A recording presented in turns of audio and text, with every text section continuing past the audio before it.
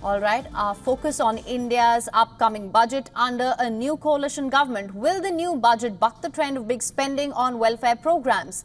This year's focus appears to be on infrastructure, aiming to keep the economy thriving while narrowing the budget gap. As the government lays out its budgetary plans, several key policies come into focus. Major subsidies are expected to be maintained at around $48 billion. The government is also set to extend the free food grain program for the next 5 years. The main goal will be a reduction of the fiscal deficit. With India's economy exhibiting robust growth and predictions for it to remain the fastest growing major economy, the government aims to maintain this momentum. Capital expenditure is expected to see a substantial increase of up to 20% year on year.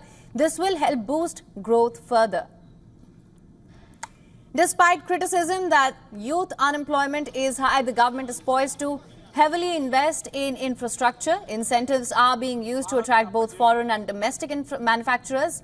The nuanced approach, though, will come under fire from a stronger opposition. But the real question is whether the new coalition government can strike a good balance between necessary fiscal restraint and potential for political goodwill.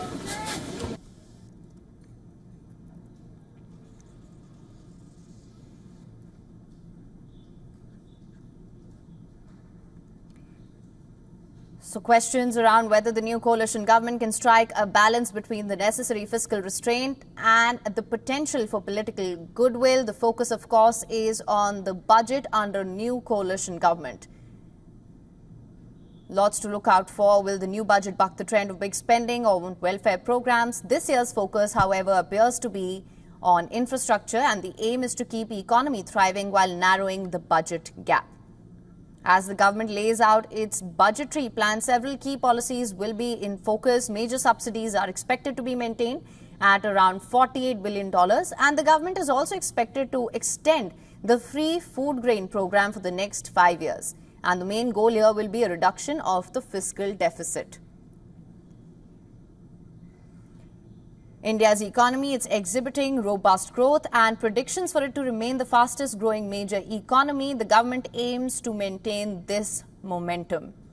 Capital expenditure is set to see a substantial rise of up to 20% year on year, and this is expected to help boost growth further.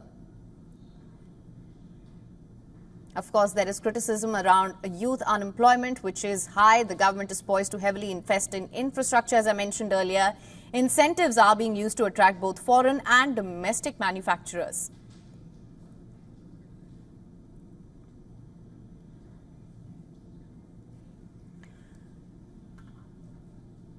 All right, for more on this, we're now being joined by Jayan Krishna, Senior Fellow, Center for Strategic and International Studies, live from New Delhi. Thank you so much for joining us on World Business Watch. Pleasure. Of course, what do you expect from the budget? This is the main budget. The one which happened, on 1st of February was the interim budget. So the unfortunate thing in our country is that good economics still does not make good politics in India, So I definitely expect some corrective steps to be taken for lots of areas where allocations have not been good at all. If India has to meet its aspiration of becoming a developed country by the year 2047, For example, look at healthcare. The public expenditure on healthcare is just about 2% of our GDP. This needs to be doubled. Education and skill development, the allocation is about 3%, which also needs to be doubled. Look at science and technology, research and development kind of an expenditure, which is just about 0.7% of our GDP, which needs to be tripled at least. Our trade to GDP ratio, while it has improved in the recent past, but it is about 47%. Exports form almost 22% of our GDP, So I think all these need to be taken higher and higher. Infrastructure spend, if you look at, while I must appreciate the government, I must commend the government that, they have been increasing the spend level in last several years. It's about 3.4% of the GDP, but that also needs to be in the range of 4 to 5%. And and also some capital gains tax rejig is expected. So I know all these changes in terms of directional changes will take its own time. It can't happen in 1 year, but the budget must herald a directional change that, yes, if we have to meet our aspiration to become a developed country by the year 2047, then in these critical areas, the allocations must go up substantially. And if our human development index has to improve, if our per capita GDP has to improve, I think these are very, very clear expectations. Though I do understand that the dramatic jump can't happen in one budget itself. Right. Now, sir, just for more clarity on this, compared to February, will we see any big ticket announcement, and if so, what would they be? Yeah, so February, was before the elections, and typically the budget before the elections is always populist, and a lot of radical reforms are not there. I would definitely expect some big ticket reforms to be announced, because typically, if you look at the history of governments in the country, most of the radical and transformative reforms have happened, be it the economic reforms of early 90s or the GST reform in Modi 1.0. All these reforms actually happened in the first few years of the government being formed itself. So I would expect some of the long pending demands, which political parties have been shunning away from, working on that, is the Land Acquisition Act. Land acquisition has become so cumbersome, and the prices have become so prohibitive. I think, that needs to be relooked at if we really want to become an alternate manufacturing supply chain destination beyond China. Labor reforms, some reforms did happen in terms of their reclassification and recodification, but let's understand most of the operative level labor laws are of the state government and not the federal government. Their reforms have not happened, and the industry still faces a lot of music.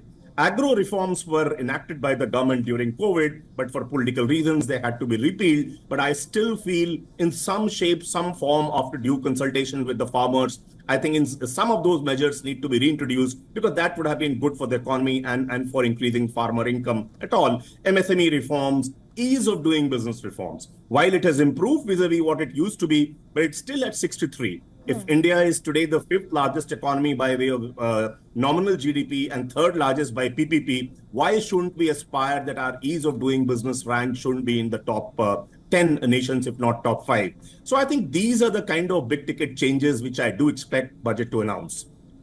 All right. So that being said, can the coalition government stick to fiscal discipline? Well, that's a tricky thing, but if you look at post-COVID, the track record of the government has been good in fiscal prudence, the eventual target being that by the end of the year 24-25, it will be 5.3% of GDP, and by the year 25-26, it will be 4.5% would be the fiscal deficit as a percentage of GDP. So I think that same trend should expect, but there are some challenges, like always the demand to spend more on infrastructure, agriculture, rural areas. I think the more you spend, the more your fiscal deficit keeps increasing. Populist measures, which are welfare measures like free food and free ration and things like that.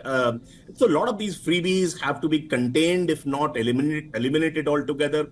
And let's not forget, it's a coalition government, and it needs support of GDU and Telugu Desam Party. And, both Bihar and Andhra would like to, extract their pound of flesh and higher allocations or a bigger share in the central schemes. So I think these are the three challenges which have to be looked into, vis-a-vis the need to contain the fiscal deficit. But I do expect, because the same finance minister continues and same government continues, that there'll be